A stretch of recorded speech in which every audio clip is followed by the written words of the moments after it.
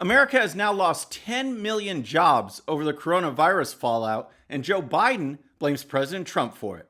Despite these job losses, the U.S. is still on track to grant hundreds of thousands of visas to foreign workers for American jobs, and UCLA proves that even during the coronavirus craziness, left-wing indoctrination is alive and well on college campuses. All that and more. I'm Bobby Eberle. This is a 13-minute news hour. And God bless the United States of America.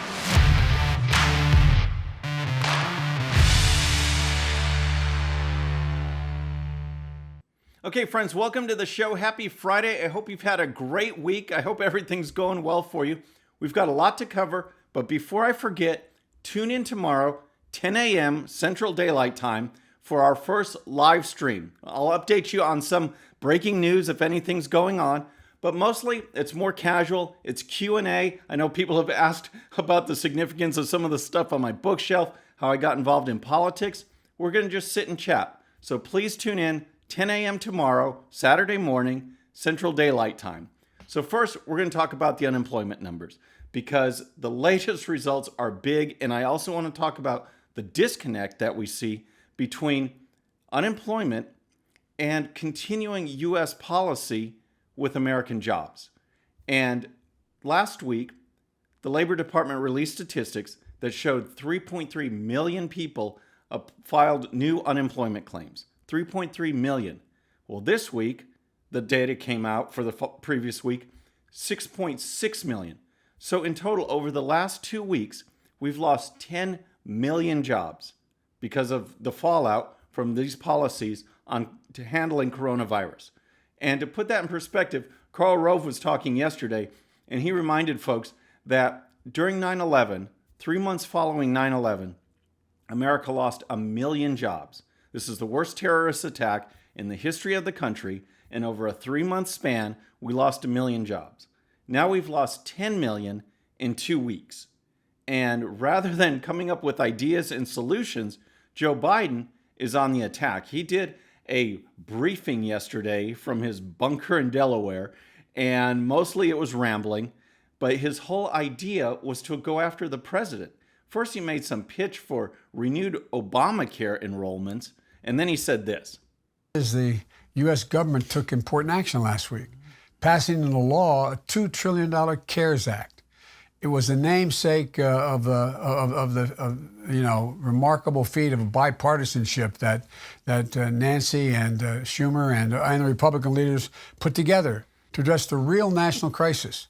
And Democrats made sure it provided reassurances and relief for American workers. It was, the namesake of whatever. What is that? And then, in the spirit of bipartisanship and putting politics aside, Biden said this. I can tell you it takes more than tweets and press conferences. It's hard, it's painstaking work. This is when leaders have to lead and governments have to work. So then Biden goes on and talks about all the things the president needs to do to oversee the implementation of the massive rescue bill that we just passed last week, as if that's not being done, as if there's lots of heads of different organizations to implement this. The president does have to oversee it, but on and on, it just made no sense. And then Biden added this comment. And frankly, he hadn't had a great record so far when it comes to delivering real help to the American people in a timely fashion. I hope this time is different. He may not like it, but being president is about taking responsibility. The blame game can't cut it in this crisis. Too many lives are at stake. There have been too many. Look, we have to be clear with our objective. So the blame game can't cut it anymore, yet he just blamed President Trump for not delivering for the American people. It makes no sense, and the politics makes no sense. He says you can't blame, and yet he and his spokesman, that's all they've been doing. Karl Rove was on Fox News yesterday and went with his whiteboard and talked about a number of things that Biden and his spokesman are blaming President Trump. And here's that clip. The president has been slow and chaotic in his response. He spent months disregarding repeated warnings from his health and science advisors. I'd like to hear what Dr. Fauci has to say about that. He could have heeded Biden's public advice not to take the Chinese at their word Well, wasn't it Vice President Biden? Didn't he call the ban on China travel racist? So does that sound like he's putting the blame game aside, that it's not the time for playing politics? These are the things that were said, criticism over and over again, while the Democrats were slow to react, slow to realize anything as far as proposing anything, doing anything different, making a big deal about coronavirus. The media was not doing it until they saw that it might be to their advantage to blame President Trump. So next, along those lines of the jobs, these unemployment numbers, I want to talk about the disconnect we have between putting America first and what's actually going on. This is Republicans and Democrats alike for too long have put the dollar ahead of the American worker. And I'm talking about the guest worker foreign visa applications to bring people in to take American jobs. I'm talking about H-1B. I'm talking about H-2A and 2B. These programs, H-1B is for so-called highly skilled workers, workers that for some reason aren't available in America. It's just so bogus. It's just a way to get cheap labor from China and India, and everyone goes along with it. H-2A and H-2B are agricultural workers and seasonal workers. And this week, Tucker Carlson talked about it. He talked about the numbers, the policies that are still in place despite these job losses. And here's Carlson. The Department of Homeland Security released 20,000 new H-2B visas for seasonal guest workers to come into America and take jobs in industries like landscaping, food processing, and resorts. Another 15,000 visas will become available next month in May. Now, these are bonus visas, by the way. By law, the United States only has to offer 66,000 H-2B visas a year. So that's 35,000 extra H-2B visas on top of the 66,000 that's already in U.S. law. That's 100,000 jobs right there. And then Carlson talks about H-1B and that scam. And here he is. DHS notified 85,000 new winners of the H-1B visa lottery. Today, those winners can begin filling out their full visa applications for jobs that will begin in October. That's just when unemployment could be at its peak and coronavirus could be making a comeback as the weather cools. So that's 85,000 right there on the H-1Bs. And again, these are supposed to be highly skilled workers that we can't find elsewhere. Even though highly skilled people from around the world come to American universities, just like Americans do, they're getting educated in the same place.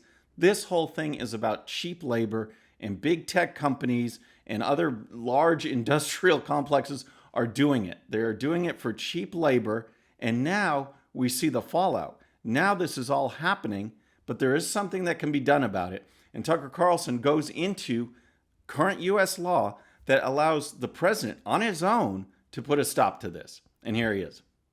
Here it is. This is from Section 1182F of Title 8 in the U.S. Code. Quote, whenever the president finds that the entry of any aliens or of any class of aliens into the United States would be detrimental to the interests of the United States, he may make proclamation, and for such period as he shall deem necessary, suspend the entry of all aliens or any class of aliens as immigrants or non-immigrants, or impose on the entry of aliens any restrictions he may deem appropriate, end quote. So there it is, and it's time to do something about this and put the American worker first. Let's restructure the reasons why American wages are so disproportionate from others. Let's find ways to get Americans to work when 10 million people are out of jobs, and we are still planning to grant a couple 100,000 work visas right there. It makes no sense as far as a policy position when we need to put America first. When we see how beholden we are on China for products, when we see how companies are using foreign labor, we've got to get our priorities straight, and now is the time to do it. So next, I want to go talk about UCLA, because in this time when we're supposed to all come together, there are still, the colleges and universities are still taking opportunities to indoctrinate our kids. Young adults, kids in these campuses are still being spewed left-wing garbage, and our taxpayer money is paying for it. It's absolutely outrageous. These kids are not in classes anymore, but that hasn't stopped the lessons from going on through Zoom and other teleconferencing. We're still seeing it. And I have to share this clip. This is from Brendan Dilley. He hosts the Dilley Show podcast, and it was just amazing. This is a lecture UCLA professor. The course is Black History. The subject is Black History, yet here was being said in a lecture. Check this out. The students in this class will be working on a project to advance the campaign for sanctuary for undocumented immigrant students and staff here at the UCLA campus. So what? This is a Black History class, and their assignment is to advance a campaign for sanctuary for undocumented students and staff? One question is, why are they hiring illegal aliens as staff members anyway? That makes no sense at all. Hire Americans for these positions. That is just outrageous. And here's more. And this is a critical campaign. This is a critical issue, especially now when immigrant students and immigrant communities are under fierce attack by the current administration. It's absolutely unreal, folks. And it's when you see our eyes aren't really open until we see examples like that. You know, our kids can come back and tell you, my daughter did plenty of that as she just graduated this past year. And there are plenty of examples of her coming back and telling me what exactly is being taught in these classrooms. But when you see it, when you hear it, it's just absolutely stunning that these are the policies that are being pushed. It's anti-American, it's anti-Trump, it is so left-wing. Rather than educate, this is supposed to be history, okay? Black history, and they're talking about the here and now for illegal aliens. It just makes no sense. And that leads us to our final segment today. That could have easily gone into this, but there's so much that's going on that fits in our segment. Do you have a relaxed brain? I got what you call, like, I don't know, a relaxed brain. All right, so first we're going to talk about Democrat Frederico Wilson, all right? Because on previous show, I talked about how AOC has brought race in to the discussion. The coronavirus outbreak is going crazy. She brought a racial element in there, of course. Frederico Wilson is bringing gender into it too. She thinks this is a gender issue all of a sudden. Here's what she tweeted. She said, in so many ways, the COVID-19 pandemic is a gendered crisis. We're disproportionately on the front lines as healthcare workers, food service workers, grocery. Well, she left out the point that men are disproportionately dropping like flies from coronavirus than women. She didn't put that part in there, but she has to push her gender issue, and of course she is. So AOC has race, Frederico Wilson has gender. She makes it into the relaxed brain. Next on the relaxed brain is Barack Obama, because again, as we're starting to come together, Barack Obama takes now to tweet an article from the Los Angeles Times that's blasting Trump for lowering fuel economy standards. All right? Obama is focusing on global warming during this coronavirus outbreak, plus taking a shot at Trump. Here's what he tweeted. We've seen all too terribly the consequences of those who denied warnings of a pandemic. We can't afford any more consequences of climate denial. All of us, especially young people, have to demand better of our government at every level and vote this fall. That's timely. That makes a lot of sense. No one ignored the pandemic. And as Dr. Birx and Dr. Fauci have talked about before, our models were based on the available data we had, and the available data initially was coming out from China and is completely bogus. Now we see the fallout of that, and he's blaming pandemic deniers like he's talking about climate deniers. It's just nuts. And so finally, we can't have a relaxed brain dealing with coronavirus without talking about Wanda and Gary, the big-time Democrat contributors who thought that it was okay to drink fish tank cleaner in a way to get rid of coronavirus. And of course, they blame it on President Trump. President Trump has come out and he stated what we saw clinically, the benefits of malaria drugs like chloroquine. And they decided that, hey, we're going to take our fish tank cleaner, which has chloroquine phosphate, a totally different chemical, and we're just going to drink it. So unfortunately, there's bad results for the husband. The wife survived, she got sick, and she blasted President Trump. And here's a tweet from a reporter at NBC News who interviewed Wanda, and here's what she said. Woman in ICU, Trump kept saying it was basically pretty much a cure. NBC. What would be your message to the American public?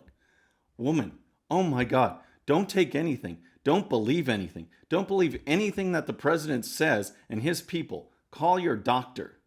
All right, so media outlets like the New York Times initially, and others, initially blame President Trump, saying that this is what he was saying to do, which is absolutely bogus. Some did retract, saying no, he wasn't talking about chloroquine phosphate in fish tank cleaner. And again, if you're going to medicate for coronavirus, check with your doctor, okay? Listen to what's being said and don't go grab fish tank cleaner and drink it. That's relaxed brain to the max. And that's how we're going to finish our show for today. One reminder, please tune in tomorrow. It's our first live stream, first one I've done, 10 a.m. Central Daylight Time tomorrow. Send me your questions. In the description, there's a Contact Bobby link. Send me your questions, and I'll go over them tomorrow. We'll have a lot of fun. It should be great. So that's our show for today. Please subscribe, and when you do, please hit that bell so you'll be notified, and we'll see you next time. I'm Bobby Eberle. This is a 13-minute news hour.